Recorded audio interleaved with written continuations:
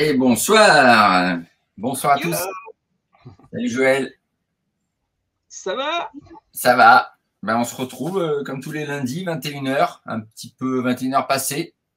Voilà. Tout On à fait. se refait le parcours pour discuter un peu de ce week-end, de tout ça. Et voilà, Tout à voilà. fait.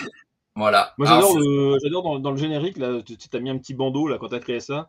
Talk, golf, et alors j'adore le truc qui n'a rien à voir avec le golf, mug. bug. Alors ça me fait kiffer, quoi. J'adore. Là, j'étais en train de relire là, pendant qu'on attendait, c'est que la musique passait et tout.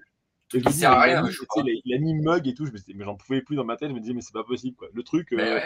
les Non, gens c'est qui clair. regardent le truc, ils se disent, mais pourquoi mug? Ah, Alors, ils parce qu'il sont y a une là, mais collection de mugs. ce soir, l'émission en 2 temps. Premier temps, on va revenir sur ce qui va arriver cette semaine, que c'est quand même l'événement de l'année. Quoi. Non, il y a plusieurs événements cette année, mais c'est quand même un gros événement.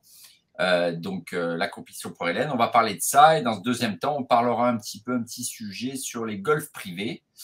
Et donc, pour pas le faire patienter trop longtemps, on a un invité de marque ce soir. Il est joueur de golf, il a une chaîne YouTube, il est malheureusement le capitaine des Flamingo Drivers, ce que c'est dommage pour toi, même si tu fais partie des Flamingo Drivers. J'ai pas mis mon logo, j'ai mis mon logo Mac Mouton, j'aurais pu mettre les Sheep Bernie, mais ça l'aurait vexé. Donc voici venu Antonio de la chaîne Am of Golf. Bonsoir à tous. En forme? Je pense qu'Antonio est un capitaine qui ne se vexera pas, parce Jamais. qu'il est plein d'humilité, Antonio, et il sait très bien, de toute manière, que nous allons gagner les Flamingo Drivers, cette compétition de la Fun Golf Cup. Donc, Voilà. Mais on le fera en toute humilité. Hein. On le fera en Exactement. tranquillité. Alors, avant de parler un petit peu des golfs d'Île-de-France, un peu des golfs privés, parce que Antonio, il en a joué 2 très récemment. Il a eu cette chance-là, dont il va nous en parler. On va commencer par faire un peu le point. Quand on voit les parcours, on voit les parcours qu'il a joués, sur Instagram, là, non, mais c'est une enflure, hein, parce que du coup, il nous poste des trucs qui donnent trop envie. Tu vois, on est là, nous. Après, on va sur des beaux golfs, hein, quand même, mais là, quand même, il a fait des super golfs. Franchement, c'est sympa. Que comme il fait très beau, moi, qu'est-ce que je fais à partir de mercredi? Je m'en vais du sud, je monte très très haut pour aller à la compétition Tous pour Hélène. Voilà. Donc, fais-nous un peu un point qui se jouera donc au golf d'Omaha Beach, au manoir, parcours du manoir. C'est ça, parce que le golf d'Omaha Beach a 2 parcours 18 trous, qui sont la mer et le manoir. Donc, du coup, le manoir, c'est le parcours le plus récent qui a été créé sur ce golf. Donc un magnifique 18 trous que j'ai déjà eu la chance de jouer. Et là, ça va être top parce on attend à peu près, je pense, une centaine de personnes. Donc ça va être, on est à quasiment 90 inscrits. Ça va aller très vite, là, je pense, pour la fin de semaine. C'est le 13 mai. Donc du coup, voilà. Donc ça va être scramble à l'américaine à 4. Ouais. Là, tout va bien. Le scramble américaine, ça parle à tout le monde. Ouais. Alors, si j'ai bien compris, attends, parce que tu me l'as expliqué. Donc, on joue sur le tee, les 4, on joue notre balle. C'est ça, au départ. On va à la meilleure balle. On choisit la meilleure des 4 balles. Et là, celui qui a joué cette balle-là ne joue pas. C'est les 3 autres qui jouent. Et ainsi de suite. Jusqu'à chaque. Voilà, ainsi de suite. C'est ça. C'est ça. Voilà. C'est ça? Tout à fait. Voilà, c'est pour aller un poil plus vite dans le jeu. Je pense que j'ai bien compris. Il faut que je comprenne parce que je vais devoir l'expliquer aux gens. Parce que moi, dans mon équipe, bon, faut pas le dire, mais il y a Jean-Guillaume de Ticket Eden. Je pense qu'il n'a rien compris, donc il va falloir que je l'explique pendant longtemps. non, je rigole. Il n'est pas là. Tu dis que c'est scramble à la bretonne, parce que tu sais, comme il est breton. Ouais, voilà. Ouais, non, mais bon. Donc, voilà. Donc, il fera beau. On sera largement 100 joueurs. Mais il peut y avoir plus. Il y a plus. Non, où tu vas. Oui, c'est ça. Il y a une possibilité de 144 inscrits. Ouais, voilà. Donc après, l'objectif, il n'est pas de faire une compétition pour avoir des très grosses dotations, quoi que ce soit. Non, l'objectif, c'est d'être là pour rapporter de l'argent pour l'association d'Hélène et l'aider à avoir son paragolfeur. C'est en très bonne voie. Là, au moment où on se parle, tu es en train de mettre la cagnotte, là, le lien de la cagnotte. Au moment où on se parle, on a dépassé les 9 000 € aujourd'hui, après quasiment 2 mois de cagnotte. Donc déjà, un énorme merci à tous les youtubeurs qui ont partagé l'info. Alors, c'est vraiment juste tip top. tous les gens qui ont donné, énorme merci pour Hélène également, parce que c'est vraiment génial pour elle. Et là, elle m'a envoyé un message tout à l'heure.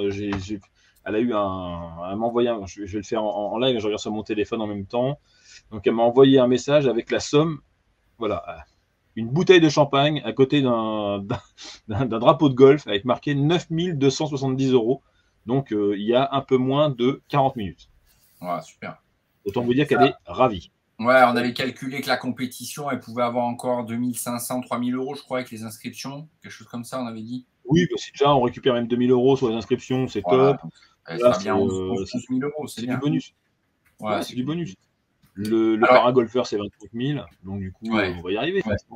Okay. Il y a la Binous qui demande si on va sortir une vidéo de la compétition. Alors, comme dit Jonathan Dove après, je pense qu'on va tous, nous les youtubeurs, on est tous là pour filmer. Dans l'idée, c'est que chaque youtubeur, en fait, part avec, donc il sera entre guillemets le capitaine de son équipe de 4. On va dire ça, c'est pas un vrai capitaine. Hein. C'est pas comme Antonio. Enfin, genre, c'est pas. Tu vois, il y a, c'est des faux capitaines. Moi, je pue. Moi, okay, excuse-moi, mon capitaine, il est en dessous. Donc du coup, chacun jouera avec 3 personnes. Et donc dans l'idée, c'est que chaque youtubeur filme sa partie. Alors après, on ne demande pas dans l'idée, et je pense que c'est pas intéressant que chaque youtubeur filme tous les coups et qu'il fasse un montage avec tous les coups de tout le monde. Je pense que c'est bien de faire un montage des meilleurs coups, des trous, de mettre en avant sur le golf et la partie compétition, et de parler dans la vidéo d'Hélène et de dire voilà, il se passe ça. Et, bien sûr. Et voilà, après, ça c'est le matin, donc les youtubeurs vont jouer sur le golf. Et moi, pendant ce temps-là, je vais me balader avec Johan, le directeur du golf, dans une petite voiturette, là, et puis on va aller faire des petits plans à droite à gauche de ce qui se passe. Voilà. Ouais, non. Non, mais on filera l'avant, on filmera, comme dit pour la Binous, l'avant, l'après. Chacun fera des montages, des vidéos, je pense, sur la compète, il y en aura un paquet après qui vont suivre. En sachant que on est hébergé donc sur la nuit du jeudi soir. Tous les youtubeurs, en fait, on nous a offert la nuit, et c'est super top, au camping Portland, donc à côté d'Omaha, donc à Port-en-Bessin, à côté du golf. Et donc, du coup, on va tous dormir en mobil-home. Il nous a réservé le village pêcheur. C'est 12 mobil-homes, c'est que pour nous. Et que pour nous, les gens de la compète qui viennent dormir aussi avec nous au niveau du camping et tout ça. Et c'est juste un énorme merci aussi au golf de Port-en-Bessin, donc Portland, parce que là, ce qu'il offre, c'est une dotation d'un peu plus de 1 000 € pour que les youtubeurs puissent dormir. Donc c'est vraiment top. C'est vraiment bien. Alors, il y a la Binous, tiens, on peut répondre, qui demande quels youtubeurs seront là. Alors, pas Antonio qui est là parce qu'il ne pouvait pas. Hein, voilà. La team Nexty, vous êtes là tous les 3 ou il n'y a que Aurel et toi? On représente Nexty. Tous les 3 seront là. Donc moi aussi, je peux le faire. Mac Mouton, comment on fait? C'est ça. Il est là. Là. Donc il y a Mac Mouton, Nexty, ça fait 4. Il y a les 3 potes de golf. Xavier, Alban, Yann, qui seront là également. Il y a Thomas, le golfeur canet. Il y a Ellie, Mister 3 Golf. Et Mister 3, hein, qui sera là également. Il y a Jonathan Dove. Ouais. Qui est là. Là sur le live, qui sera là également. Que j'oublie qui encore. Rina. Il y a Rina qui vient également. Il y a Paul Tribu Golf aussi. Ouais, il y a Greg le Golf. Greg le Golf. Il y a Romuald Golfomat. Golfomat, ouais. Qui on a oublié? Je crois qu'on a fait quasiment le tour là. Voilà. Ouais, de ceux qui sont validés à 200%. Voilà. À 200% à l'heure d'aujourd'hui. Il y a encore peut-être quelques surprises qui arriveront, on attend.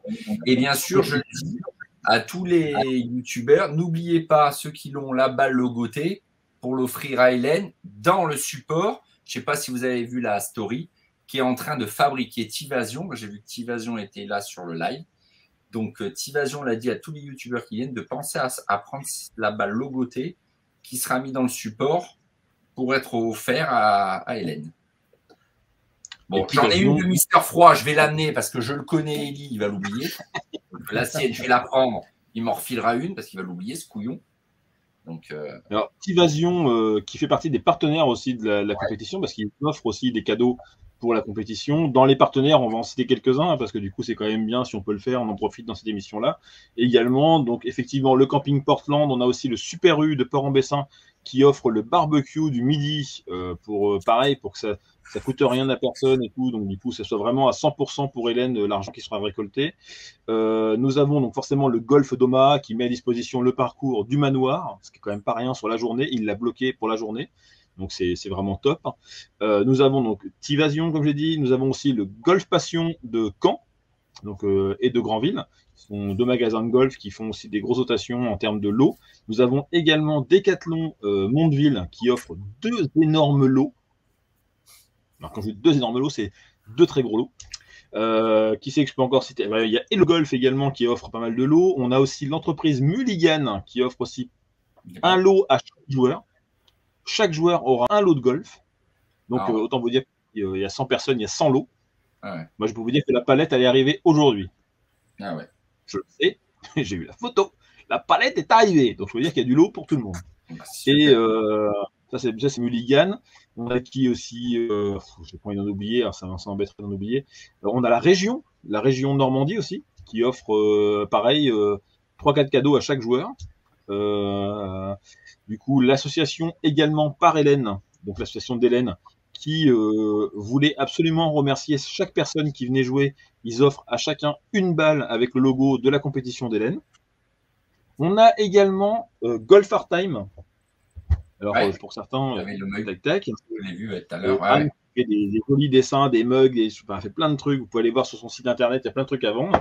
Donc, c'est pareil, elle a réalisé, donc c'est elle qui a réalisé le logo. Elle a réalisé également un joli tableau qu'elle va mettre en vente aux enchères, donc ça va être super sympa. En parlant de vente aux enchères, il y a un autre tableau aussi. Ouais. Et il y a quelqu'un aussi que tu es allé voir il n'y a pas longtemps qui fait un trophée. C'est ça. Donc il y a un énorme trophée qui est offert également pour la compétition. Et donc, comme tu dis, Stéphane, hein, qui l'a fait ce trophée? Il s'appelle comment? Uber privé. Merci Antonio. Non, Uber privé. La Binous dit il y a plus de sponsors que de joueurs. Tu rigoles. Quasiment 100 joueurs. C'est moi qui l'amène, la Binous le beau temps, je l'amène parce que comme ici il y a un temps pourri, je le prends avec moi, je le monte jusque là-haut. Donc Uber privé qui fait un joli trophée, donc du coup qui sera, alors il sera pas offert au vainqueur parce que du coup de la compétition, parce que c'est un trophée qui a une valeur quand même, faut le signifier, qui a une valeur de 4 000 €. Et aujourd'hui, il n'est pas encore décidé de ce qui sera fait du trophée. Mais en tout cas, dans l'idée, ça peut être un bel emblème de cette compétition-là et qui reste, et qu'à chaque fois, les gagnants, ils se prennent en photo avec, et puis voilà, quoi, c'est quand même génial. Et donc, il y aura plein de lots à droite à gauche, il y a plein de petits goodies, et voilà, il y a des choses. Il y a aussi Strixon aussi qui offre, alors du coup, je le dis, ce ne sont pas mes sponsors, mais je le dis quand même, ils offrent des jolis petits lots aussi pour la compétition. Voilà, Foodjoy également. Voilà, donc c'est voilà, il n'y aura pas des grosses dotations. L'idée c'est pas ça. L'idée c'est vraiment de faire une grosse compétition, de se faire plaisir et de faire une belle compétition sur toute la journée. 2 départs. Le départ du matin avec les youtubeurs à 8h30 et le départ de l'après-midi à 14h. Voilà. Et donc le départ l'après-midi, c'est les autres qui restent qui partiront l'après-midi, c'est ça? C'est ça. Ok. Voilà. Et eux aussi, un scramble américain, pareil. Pareil, non, c'est la même compétition, c'est toute la compétition qui est mise en place. Sauf qu'on a préféré faire partir tous les youtubeurs le matin pour caler le truc, que ce soit clair, et que ceux qui voulaient jouer le matin avec les youtubeurs, ils venaient, et puis voilà, quoi. Donc là, il y en a qui se sont mis pour jouer avec les youtubeurs sur ISP, donc c'est plutôt cool. Et là, tu vois, je vois la tête d'Antonio, il se dit putain, il faudrait vraiment que je bosse ce vendredi-là. Comment je pourrais faire pour poser une journée, pour trouver un. Tu sais, il est en train de réfléchir. Il se dit putain, je loupe un gros truc là. Au-delà de louper une compète, c'est juste, j'aurais bien voulu être là pour Hélène, mais bon, c'est comme ça. Hein, c'est comme ça. Et il y a Jean-Philippe qui dit vous faites pas une mise. Il nous dit vous faites pas une mise aux enchères de quelque chose pour faire des fonds. Alors. Si, pendant la compète, en fait, dans la journée, ou je sais pas comment ça va se caler, parce que ça je le gère pas, mais il y a deux tableaux qui vont être mis aux enchères pour récolter des fonds pour Hélène. D'accord. Donc après, c'est un peu compliqué de le faire avec du du live ou quoi que ce soit, parce que ça aurait été top de le faire genre en vidéo et d'avoir comment dire, une sorte de mise aux enchères en live. Mais du coup, là, en l'occurrence, on peut pas tout faire sur une première. En plus, c'est la première fois que la compétition elle existe. Donc du coup, on va y aller tranquillement. Et puis ce qui sera rapporté pour Hélène, c'est génial, ce sera du bonus, quoi. Voilà. Ok. Bon. Désolé, hein, JP, je pourrais te dire plus, mais du coup. Mais bon. Voilà, pour la compétition, c'est tout bon. On a fait le point. Pour changer de sujet, on a parlé de la compétition tous pour Hélène. Donc venez tous. N'hésitez pas à aller sur la cagnotte, à vous inscrire sur. Je ne sais pas si j'ai l'adresse là, ISP Golf. Voilà, hop, les inscriptions, c'est sur ispgolf.fr. Voilà. Jusqu'à jeudi, je pense. Hein. Je crois que c'est ouvert jusqu'à jeudi les inscriptions. Voilà, je vais manger du camembert et boire du calva, voilà. Alors par contre, on va un petit peu parler de ce qu'a fait Antonio. Alors c'est pas ce week-end, c'est plutôt la semaine dernière. Ouais. Tu as fait des golfs il y a une semaine, mais la particularité, c'est que tu as fait des golfs privés. Ouais. Donc explique-nous un peu la particularité des golfs privés, comment tu as fait pour y aller, comment ils sont. On commence par lequel?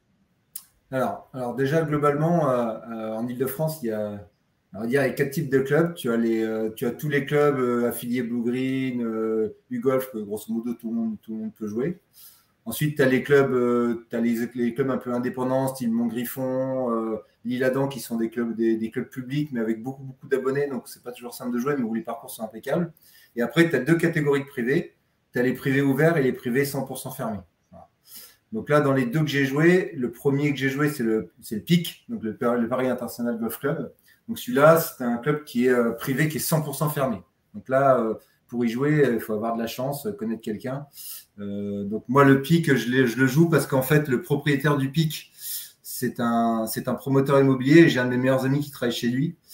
Et en fait, je faisais sa compétition tous les ans parce que c'est un client.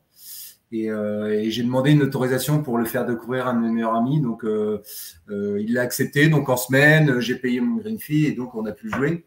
Et donc, voilà, après, c'est un parcours incroyable. C'est un parcours qui a été donc racheté par ce monsieur il y a un peu plus de 10 ans. C'était un parcours déjà fermé à l'origine, mais lui, il l'a acheté. Il a mis énormément de travaux dedans et notamment dans le clubhouse qui est somptueux avec des matériaux. Enfin, c'est vraiment incroyable. Limite, tu rentres avec les chaussures, tu dis mais c'est pas possible. Et dont les structures sont fantastiques. Il y a un château, voilà. Donc ça, c'est toute la zone d'entraînement. Il y a une espèce de petit château qu'il a rénové. Donc il a mis son clubhouse qui est vraiment chouette. Donc voilà, donc vous voyez l'intérieur du clubhouse. Alors la particularité du tracé, c'est un Niklos. Donc même chose assez rare en France. Voilà, c'est vraiment un joli parcours, bien entretenu. Et la particularité, c'est qu'il y a aussi, il a deux particularités. La première, c'est qu'il a mis des sculptures à l'intérieur du parcours. Donc, tu as un éléphant, un rhinocéros, des crocodiles et tout qui sont diffusés dans le parcours. Donc, c'est plutôt. Alors, il y a des gens qui critiquent. Moi, je trouve ça assez marrant, assez fun. Et tu as un des trous, d'ailleurs, que j'avais mis sur Insta, où tu es face au château du Baron en Pin. Donc, vous savez, le Baron en Pin, c'est celui qui s'est fait enlever, etc., dont les ravisseurs ont demandé une rançon à la famille que la famille n'a jamais voulu payer. C'est affreux. D'accord. Mais voilà, il y a vraiment un par 3 qui est pour moi l'un des plus beaux par 3 qui est face au château. C'est lequel? Tu sais le numéro? Donc, c'est sur le retour, ça doit être le 12 ou le 13, je crois. Le 13, je pense. Il y a un grand lac, il y a un énorme lac devant. Ouais, c'est le 13. C'est celui-là. Voilà, c'est celui-là. Voilà, exactement. Donc là, c'est le château du Baron en Pin que vous voyez au fond. Enfin, qui ne lui appartient plus, mais en tout cas. Et donc, tu dois passer au-dessus de l'étendue d'eau, en fait, c'est ça? Ouais, tu as 120 mètres à peu près, donc tu as un coup de fer 8, fer 9 à taper. Ok. Et donc, alors là, juste par curiosité, il y a la Binous qui demande combien il est le green fee là. En vrai, il n'y a pas de green fee. En vrai, il n'y a pas de prix puisque les extérieurs ne sont pas censés jouer. Et donc, moi, quand j'y suis allé, il m'a demandé de payer quand même un green fee, mais il m'a fait payer 100 €. Donc, c'était sympa parce que comme j'étais invité par le grand patron, il ne m'a pas assassiné. Donc, mais donc, le golf privé, c'est ses ressources ou c'est quoi? C'est juste ceux qui sont autorisés à venir qui entretiennent le golf? Globalement, sur les golfs privés fermés, Donc, c'est des golfs dont les membres. Alors là, je crois qu'il y a, par exemple, alors je vais peut-être dire une bêtise, mais je crois qu'il y a 70 ou 80 membres au prix, qu'il n'y a pas beaucoup de monde. Et c'est un golf dans lequel en fait, tu dois payer un droit d'entrée qui, je crois, qui est au-dessus de 40 000 euros. Et après, ça doit être 15 ou 20 000 euros l'année. Et après, tu as donc le président du club, enfin le propriétaire du club, qui lui remet beaucoup au pot, quoi. Mais après, il fait quelques compètes. Tu peux privatiser le parcours, mais ça vaut une blinde. Je crois que c'est déjà de 15 ou 16 000 euros la privatisation. Et il ne le fait pas souvent. Donc, il faut vraiment que tu le connaisses bien. Voilà. Lui, au-delà de la compétition que lui, il fait chaque année. Après, il a une école de golf. Donc, moi, j'ai un de mes amis là, qui s'appelle Yohan, qui est rentré là-bas à l'école de golf. Donc, l'école de golf est plutôt assez sympa. Les extérieurs sont acceptés en semaine. Donc, tu peux au moins aller prendre un cours et aller taper au practice, que le practice est plutôt assez chouette. Ouais, on voyait tout à l'heure. Voilà. Et voilà, après, c'est typiquement un parcours qui vit de ses abonnés. Pour y rentrer, il faut montrer patte blanche. Il faut être fortuné, voilà, faut être très clair. Bien sûr. Voilà. Et qualité du parcours, Bijou? Le parcours, alors c'est un parcours qui est difficile. Moi, j'ai joué 23 ou 24 sur le parcours. On a pris un peu l'eau. Les trous de l'allée, ça va, mais le trou de retour, en fait, à partir du 11, tu te retrouves dans une partie avec de la forêt. Donc, ouais, toute la partie retour là à gauche. Donc, c'est de la forêt, c'est assez peu large. Tu as beaucoup d'attaques de green en hauteur avec des tout petits greens. Par exemple, tu regardes le 11. Le 11, il est hyper dur. Ouais. Le 11, il est là. Ouais. Le 11, là, c'est l'attaque de green.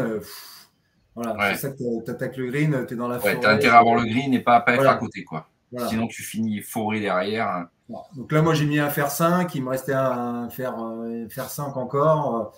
Je me suis mis, quand en ce moment je joue qu'un peu, je me suis mis à droite dans la forêt. Je ne trouvais plus ma balle. Enfin, bref, c'est pas facile. Mais voilà. Après, c'est vrai que le parcours, en entretien, il est top. Après, ce que je regrette, moi, sur ce type de club, après, chacun fait ce qu'il veut. Hein. Lui, c'est son argent, il lui appartient. Mais le jour où on a joué, donc on a été joué un mercredi, donc pendant les vacances scolaires quand même.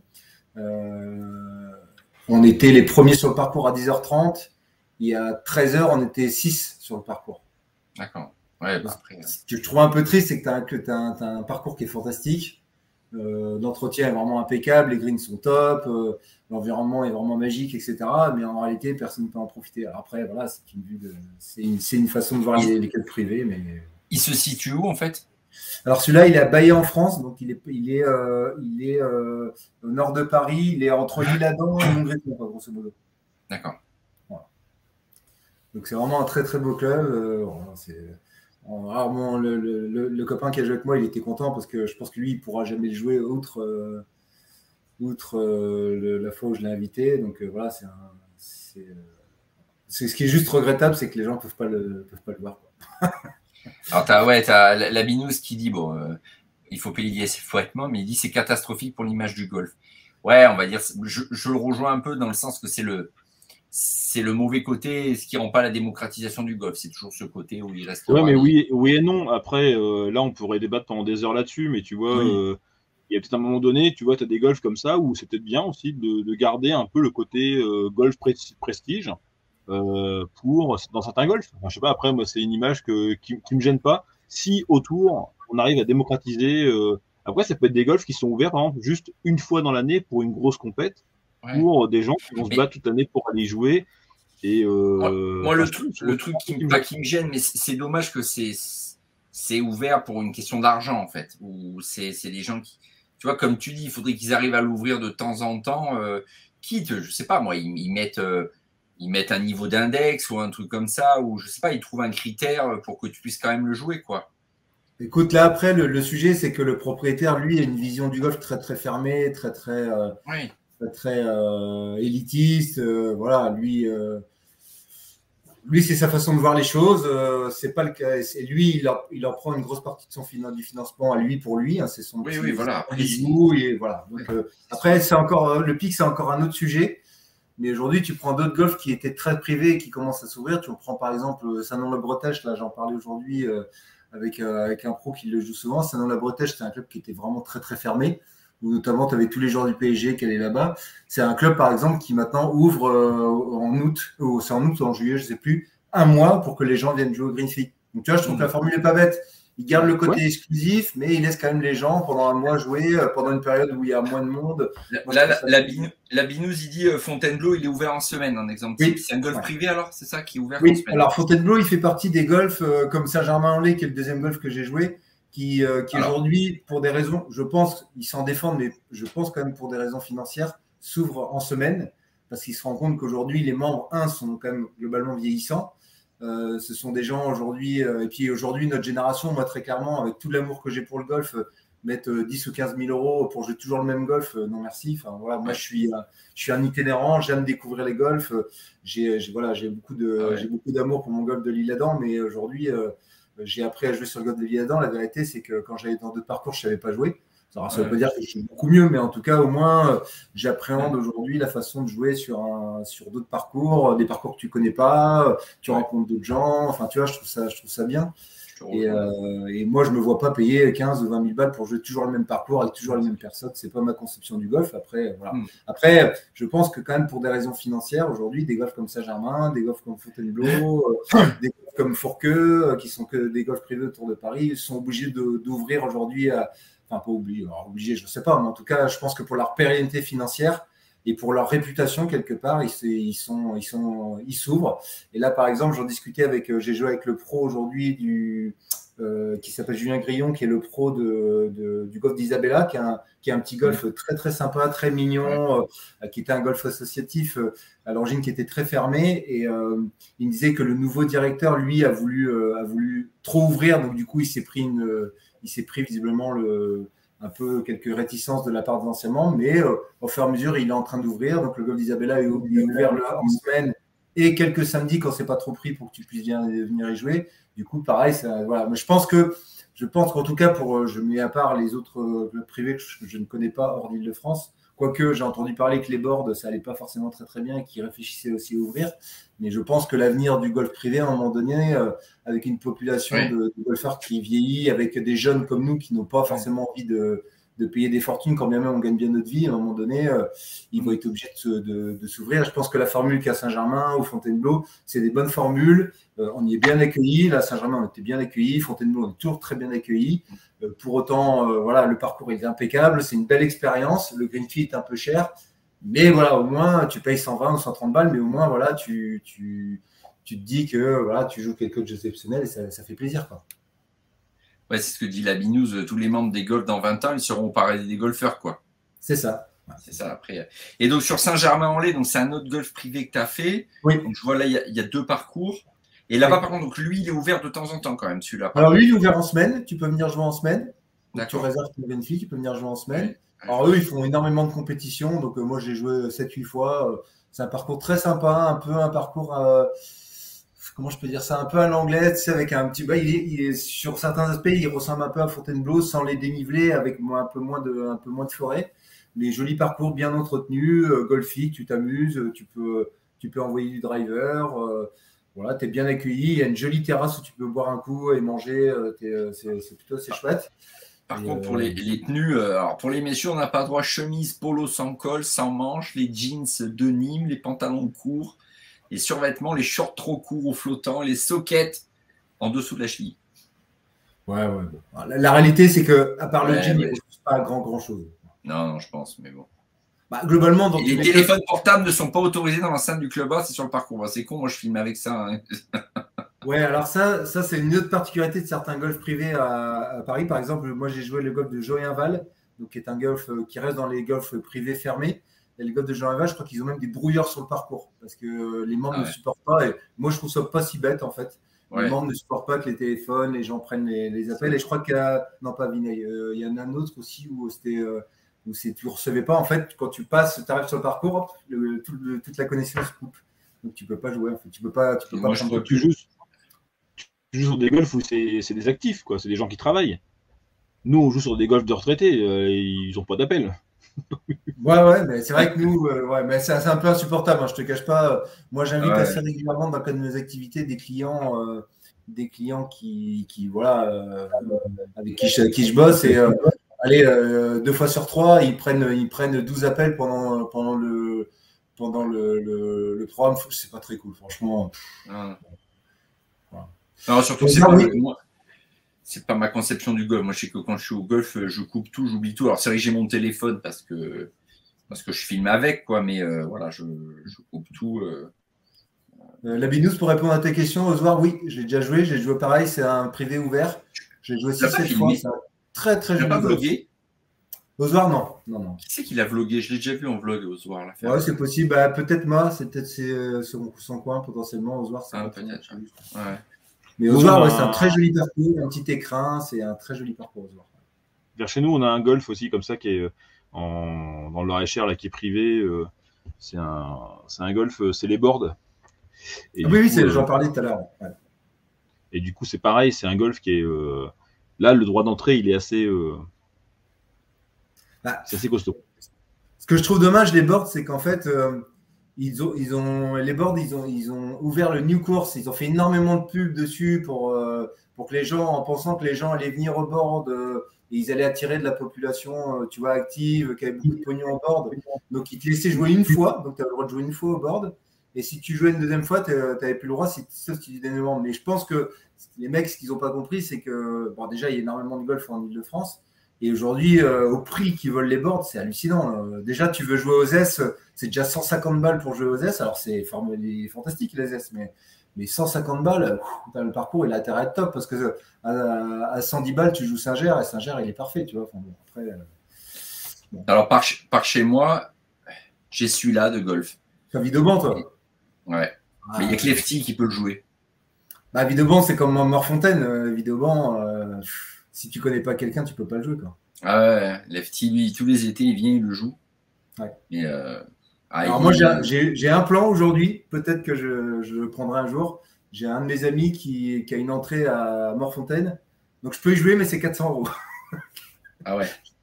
Donc, peut-être que je le ferai un jour pour pas mourir bête, mais j'attendrai de jouer un peu mieux parce que payer 400 balles pour foutre des balles dans la forêt toute la journée.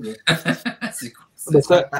Le logo, là, Lefty, il l'a sur des trucs, ça. Sur des casquettes, des t-shirts. Il a acheté des trucs au Clubhouse. Ouais.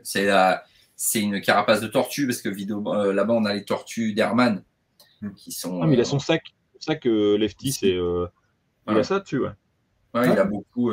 Il arrête pas de dire dans les commentaires que c'est le plus beau golf qu'il ait joué, quoi. C'est un beau golf. Lefty dit que c'est le. Et bon, je vois aussi, c'est vrai que le cadre est magnifique, hein, et t'as pas la mer, mais bon, je te dis, il est pas loin de Barbaron en plus, c'est vraiment le même cadre un peu que Barbaron. Et bon, après, 400 €. Labinous l'a dit 400, jamais de la vie me concernant.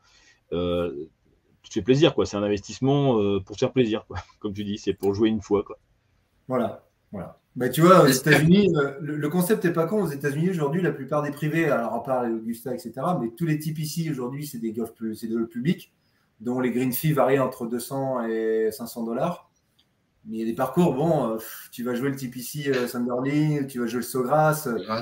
Et 500 $ pour jouer le parcours mythique. Ouais, je me pose la question, franchement, je ne le fais pas tous les jours, mais c'est quand même, tu vois, c'est quand même des parcours mythiques, quoi. Après, là où la limite, c'est que si tu joues comme une pipe, bon. Ouais, c'est ça. Je pense qu'on n'a pas le niveau.